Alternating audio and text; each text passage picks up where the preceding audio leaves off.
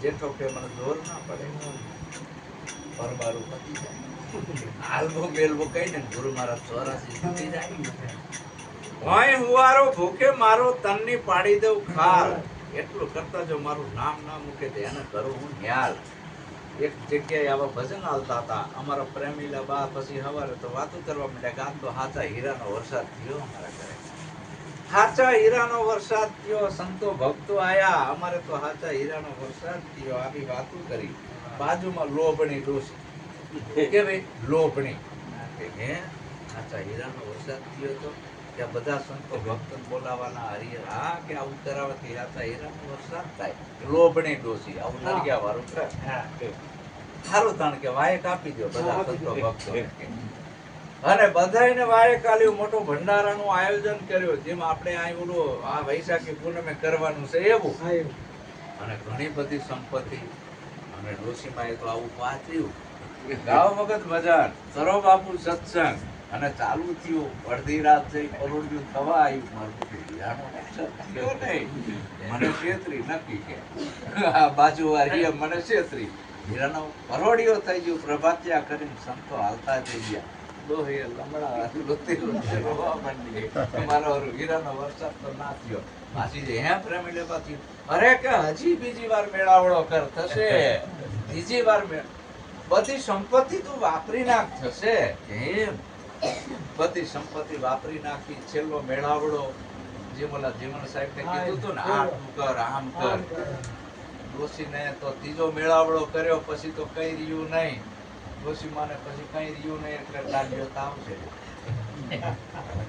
તાવ છેડ્યો અને એમાં પાછા ઝાડા થયા અને એમાંય પાછો મૈડો થયો હવે પેલા જાજરોની વ્યવસ્થા નથી એટલે જંગલમાં ડબલું લઈને જવું પડતું એમાં ડાબડાનું મોથારીઓ પકડ્યું મૈડો થયો તો જામ મોથારીઓ પકડ્યો નીકળો ને એટલે ગળો નીકળો ઘણો જોયો ડોશીમાએ મોના મોહરો ભરેલી રાજી થઈ જઈ ડોશીમાએ તો બંગલા બનાવી બીજી બેન આવી એને પર આ સંતો ભક્તોને બોલાવવાથી આટલો બધો ફાયદો થયો પણ કે કાઠું કામ છે પેલા બધું વાપરી નાખવાનું આવે અને પછી ટાઢિયો તાવ ચડે પછી ઝાડા થઈ જાય એમાંય મરડો થઈ જાય એમાં મોથારિયા ખેંચવાના આવે નાણે આ ઘડો આટલી કઠિન તપસ્યા માંથી બહાર નીકળે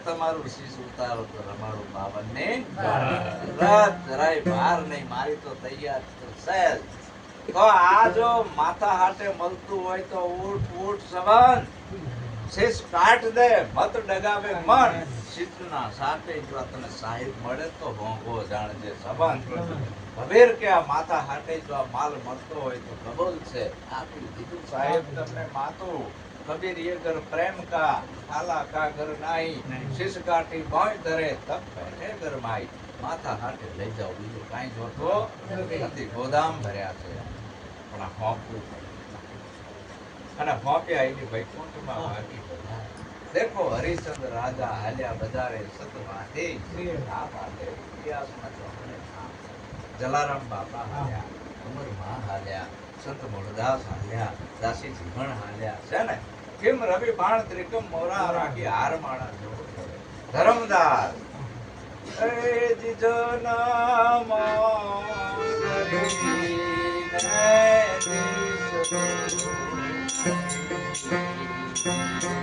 હરે ગુરુ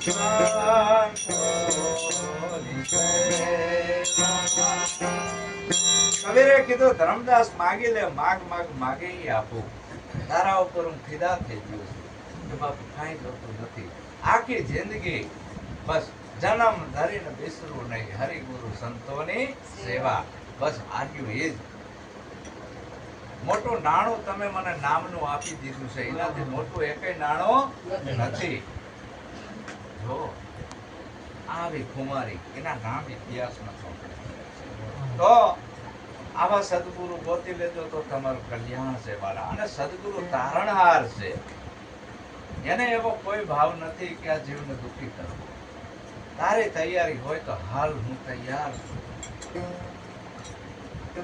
લોટે લોટું ગરમ થાય, બે લોખંડનો કલર મૂકી દે ને બે લાલ થઈ જાય, અંગારા દેખાય અને ઉપર બે ટુકડા ભેગા કરીને માથે ઘણનો ઘા મારે એટલે ગજવેલનો હાથો થાય. ઈ તૂટે નહીં, પણ ટાઢું નું ટીપકી દો કોઈથી હાથો થાય નહીં. કોડ માંડીને તો અમે બેઠા જ છીએ, ભઠ્ઠી એ ચાલુ છે, પણ હવે તમારા લોઢાના ટુકડા ગરમ કરવી છીએ અમે, પણ ટાઢા ઉના થઈ જાય છે એટલે હાથો બેસતો નથી. લાભ થવા દો, બરાબર લાભ થવા દો. હે ગુરુ મહારાજ તમે કહો એ આ બધું તમારું છે, મારું આમાં કાંઈ નથી. ક્યાં દઉં ક્યાં દિલાવું, આ બધું મહારાજ તમારું છે, આમાં તલવાર મારું કાંઈ સમર્પણ. નદીને દરિયો બનવું છે, એમ નામ બને નહીં. ઈ નદી યા હોમ કરીને દરિયામાં સમર્પણ થાય એટલે દરિયો બની જાય છે. 999 નદીઓના નીર એમાં સમાઈ જાય, પછી એકય નદી રહેતી. એમ તમારે તો કમાવવું હોય, તમને મારું રૂપ આપી દઉં, જેમ ભમરી ઈયળને એનું રૂપ આપી દેશે. આ ચંદન અગર ચંદન એની ખુશ્બુ એમાં છોડી દેશે. આટલો ગુણ આમાં છે, ભમરીમાં, ચંદનમાં. સંતનો ગુણ કેવો, આવડો મોટો સંતનો ગુણ છે. એ ગુણગ્રાહી બનવાનું છે. તો ગુણગ્રાહી જો તમે બનશો, હું કાંઈ જાણતો નથી, મારી જોડે કોઈ જ્ઞાન નથી, આવું હોય છે, કોઈને જ્ઞાન થાય. એ ગાંડો હતો અને આ ખિસ્સામાં પોટકી, આમ બગલમાં ગાંડાની પોટકીમાં કાગળિયા ચિત્રા જ હોય, બીજું કઈ હોય નહીં. પણ પોટકી ના મૂકે, હાલ હાલ કરે અને અડવાઈ ના દે આપણા ગાંડો. ને પોટકી ન અડે તો મારવા દોડે, પણ એમાં કાંઈ હોય નહીં. એ ગાંડાને પૂછ્યું ક્યાંથી હાલ્યા છો, ખબર નથી. તો હાલ તમે ક્યાં છો એ ખબર નથી. આ હાલ હાલ કરો છો, તમારે ક્યાં જવું છે ખબર નથી. પણ આપણી પોટકી મૂકે નહીં. ગાંડાની પોટકી બગલમાં છે, આપણી પોટકી મસ્તકમાં છે. મેં ગીતા વાંચી, રામાયણ વાંચી, વેદ વાંચ્યા, મને બધું સાંભળે છે. જો આ પોટકી ગંધારી, આ બહારનું આમાં ભેગું કર્યું છે કચરો, અને કે હું ડાયો. વેદ થકે વાણી થકે થકે શંકર ને શેષ, ગીતા કોઝા ગમ નહીં વા મેરે સદગુરુ કા ઉપદેશ. બધી પોટકીઓ મૂકી દેવાની છે, કાંઈ જાણતો એને આ જ્ઞાન થાય. તો સદગુરુ આવો ગોતો તો આપણું કલ્યાણ છે. આ ગુરુ મહિમા છે, અને ગુરુ મહિમા આદિ અનાદિથી ચાલતો આવે છે, આજકાલનો નથી.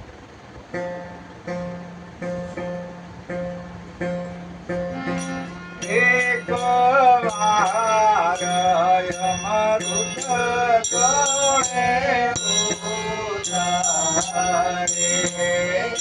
એક વાર અમૃત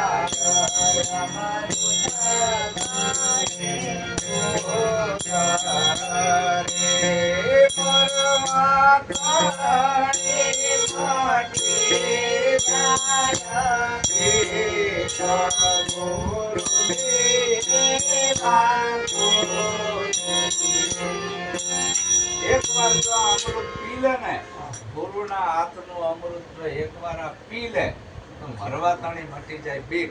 પછી એને બધોય ભય જતો રહે, જન્મ કોઈ નથી, અમૃત મળ્યું, અમર ગયો નહીં. એને પીવાની જુગતી ન જાણી, કાં તો ઘટમાં જીવ્યું ને કાં તો પીવામાં આવ્યો પાણી. આ અમૃત એટલે સદગુરુનો ઉપદેશ. જેમ છે એમ આ સાધક જો ગ્રહણ કરી લે, અને એ જેમ છે એમ ગ્રહણ કરે તો એને નક્કી થઈ જાય અહમ બ્રહ્માસ્મિ, મારો જન્મ અને મૃત્યુ નથી. મોટામાં મોટો આ ભવરોગ હોય તો જન્મ અને મરણનો છે, એનાથી મોટો એકેય રોગ નથી. અને આ મહારોગ કીધો આપણા સંતોએ, વારંવાર જન્મવું, વારંવાર મરવું, વારંવાર જન્મવું. શું કામ આવું થાય છે? આપણે અનંત યોનિમાંથી પસાર થતા થતા આયા છીએ, અને કયા ભોણમાંથી આયા છીએ એ સંતને ખબર છે. જે ભોણમાંથી આવ્યો છે એ પ્રકૃતિના ગુણોનું બંધારણ લઈને આવ્યો છે. આ તો કે કૂતરા જેવો છે, નથી કહેતા? આપણે શાના આધારથી કૂતરા જેવો કીધો, બલાળા જેવો કીધો, ભૂંડિયા જેવો કીધો, હાંડિયા જેવો કીધો? દેખાય છે માણા જેવો, પણ એના ગુણ કર્મો એવા ખરાબ છે. એ લઈને આવ્યો છે. ખાટો આંબો છે હવે એમાં જેટલા ગોટલા થાય એ બધા ખાટા બેડ થાય. હવે એને મીઠો તો કરવો હોય તો કલમ વાળવું પડે. એમ સંત કલમ વાળે છે. તોડી રાણીએ ત્રણ નર તારિયા, સાસતીઓને સધીર, જેસલ જગનો ચોરટો એને પલમાં કીધો ખીર. એમ સંત કલમ વાળે છે એની આપણે જનેતાની વદળથી ભલે હાવ વાંકા ચૂકાન ટાઈડ વાળા હોય, ગમે એવા હોય, પણ જો સંતના શરણે જતા રહેવી તો સંત ઈ ખાટા આંબાની જેમ કલમ વાળીમાં આપણી કલમ વાળે છે અને ખાટાને મીઠો કરી નાખે છે.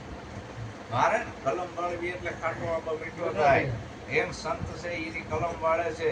વાલીઓ લૂંટારો વાલ્મીક ઋષિ બની ગયો ને કેવો ખાટો બૈડ હતો, કલમ વાળી. તો આવી કલમ વડાવો, ધરા તપાસીને આ ધરતી ખેડાવો, ના કાળના ગુંડા કઢાવો, નિજ નામના એમાં ભેજક વપરાવો, ભેગતેથી વપરાવો. આ આંબો અમર છે સંતો, ભોગ ભમીને ભાવે. આ ખેડવાનું છે, આ ખેડાણ કરવાનું છે. આ નિજ નામના બીજક વપરાવો, ભેગતેથી. એની વિગત છે આ બધી. તો આવો ગુરુનો ઉપદેશ છે. તો એકવાર અમૃત ગળે ઉતરે, મરવા તણી મટી જાય બીક, ગુરુજી આવો સદગુરુનો મહિમા છે. આદિ અનાદિ કાળથી ચાલતો આવે છે.